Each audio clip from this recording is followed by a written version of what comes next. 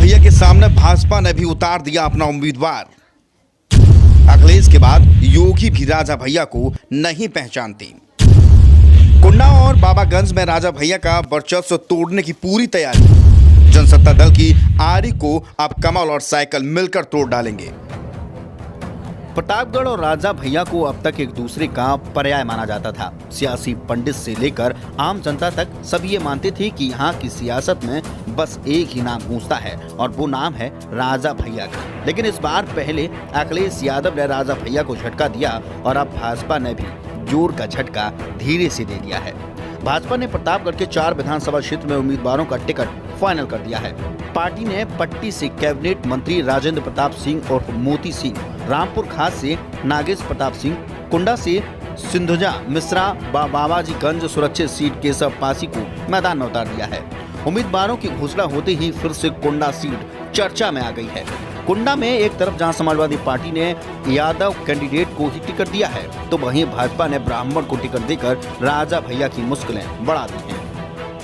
कुंडा विधानसभा से भाजपा, जनसत्ता दल और समाजवादी पार्टी के उम्मीदवारों में अब कड़ी टक्कर देखने को मिलेगी। भाजपा ने कद्दावर ब्राह्मण नेता शिव प्रकाश मिश्र की पत्नी सिंधुजा मिश्रा को कुंडा विधानसभा से राजा भैया के खिलाफ मैदान में उतारा है। बसपा सरकार ने सिंधुजा मिश्रा को जिला सहकारी बैंक का अध्यक्ष नियुक्त किया था और तभी से वे राजनीति में सक्रिय दिखाई देती हैं।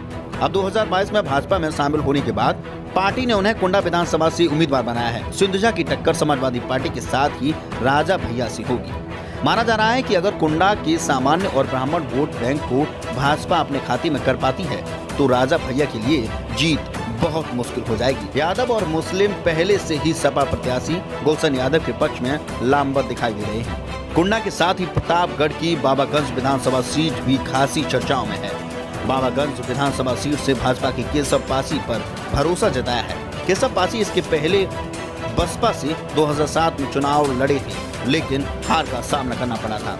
इसके बाद वह 2012 में साइकिल में सवार हो गए और फिर से हार गए। 2017 में वह चुनाव नहीं लड़े थे। इसके बाद वह भाजपा सरकार बनी तो वह बीजेपी में शामिल हो गए। अब 2022 में भाजपा ने बाबागंज विधानसभा से प्रत्याशी घोषित कर दिया है। तो अब कुंडा और बाबागंज दोनों ही सीटों की लड़ाई रोचक बन गई है। राजा भैया के लिए भाजपा और सपा दोनों ही पार्टियों ने घेराबंदी कर दी है और अब इंतजार है वोटिंग का, जो प्रतापगढ़ की जनता अपने नेता का चुनाव करेगी।